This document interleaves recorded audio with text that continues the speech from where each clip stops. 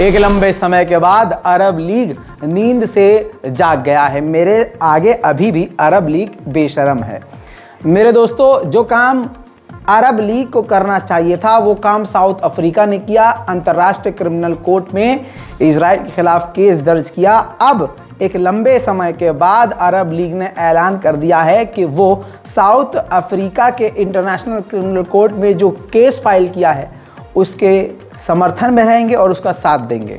अरब league हो या मुस्लिम league हो या कोई भी हो, भाई साहब वो संगठन जितने हों 57 देशों के, भाई ये सब पहला स्टेप कुछ नहीं लेंगे। अगर कोई इनसे बड़ी हिम्मत करके, इनके अंदर हिम्मत ही है, अगर कोई हिम्मत करके इंसान कुछ काम कर देगा और दुनिया से वाहवाही मिलेगी तो ये उसके साथ चिपक जाएंगे।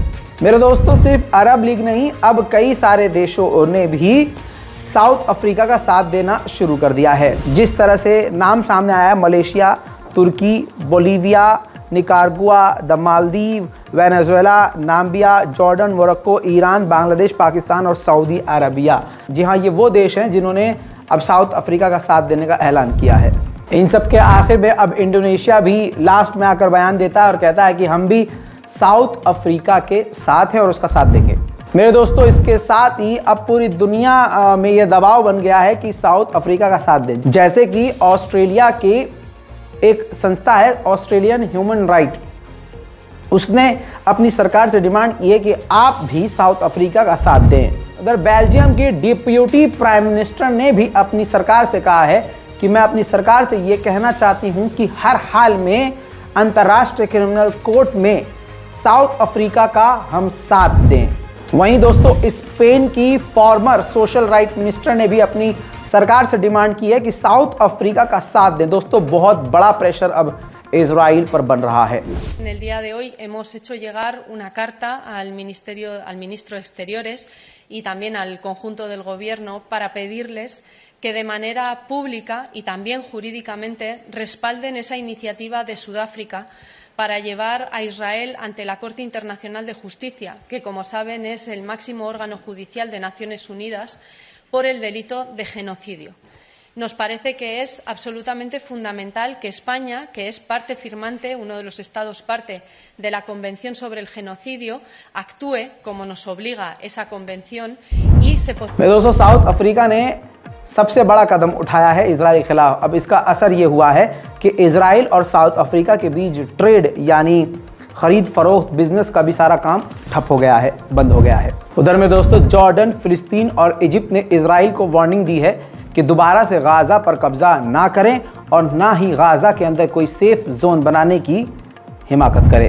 ताज़ा सरकारी रिपोर्ट के मुताबिक जो इजराइल एक्सेप्ट कर रहा है, 186 इजराइल के सैनिक गाज़ा में अब तक वासिले जहन्नम हो चुके हैं। मेरे दोस्तों, इजराइल की सेना ये दावा कर रही है कि हमें पूरा उम्मीद यकीन है कि खान यूनिस के इलाके में यहिया अंसनवार टनल्स के अंदर मिलेगा। आपको तो पता ही है कि अमेरिका के विदेश मंत्री मिडिल ईस्ट के दौरे के बाद इजराइल पहुंचे थे। अब खबर यह है कि इजराइल के प्रधानमंत्री नेतन्याहू से जब ब्लिंकन की मुलाकात हुई तो ये मुलाकात भी काफ़ी टेंस वाली थी। इसको हिब्रू यानी इजराइल की मीडिया खुद कह रही है कि मुलाकात काफ़ी स्मूथ नहीं थी, दोनों के बीच तनाव, एक तरह से झगड़ा नज़र आ रहा था। इसके बाद ब्लिंकन सरप्राइज विजिट पर बहरीन पहुंच गए। कोई प्लान नहीं था, लेकिन अमेरिका के विदेश मंत्री बहरीन पहुंच गए।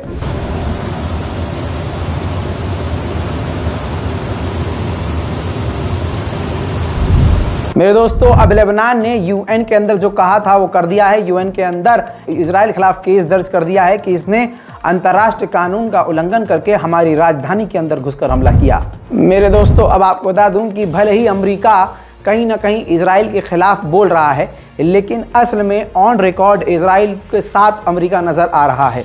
यूएन के अंदर एक बार फिर से अमेरिका ने कहा है कि हम सीज़ फायर की डिमांड नहीं करते और ना हम चाहते हैं कि सीज़ फायर हो, क्योंकि अगर सीज़ फायर हुआ तो हमास को फ़ायदा पहुंचेगा और जो सीज़ फायर की बात कर रहे हैं, जंग ख़त्म करने की बात कर रहे हैं, वो हमास का विरोध नहीं कर रहे हैं। वहीं इजराइल के लॉ मेकर ने फिर से विवादित बयान देते हुए कहा है कि गाज़ा को जलाकर राख कर देना चाहिए।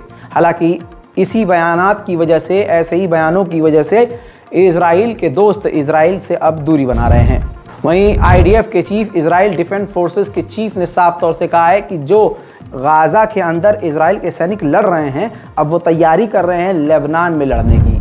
अमेरिका का एक दूसरा स्टेट सेंट फ्रांसिस्को, वहाँ के पार्लियामेंट ने अनाउंस कर दिया है, बिल पास कर दिया है कि वो सीज फायर करना चाहते हैं।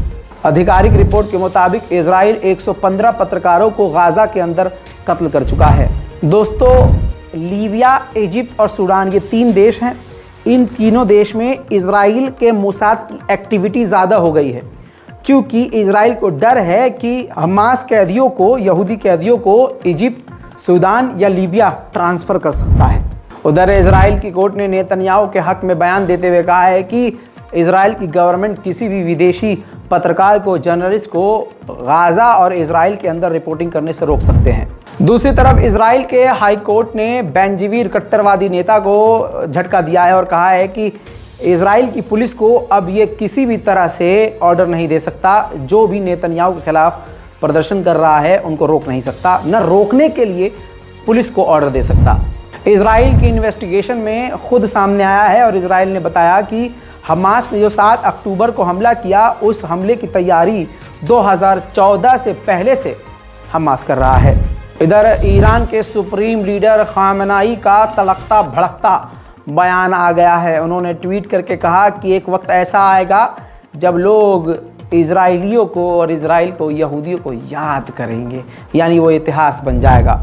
दोस्तों, तनाव बढ़ता जा रहा है। उम्मीद करता हूं कि आप हमारे चैनल से जुड़ चुके हैं, चैनल को सब्सक्राइब कर चुके हैं और इंतज़ार करेंगे मेरी अगली रिपोर्ट का। जय हिंद।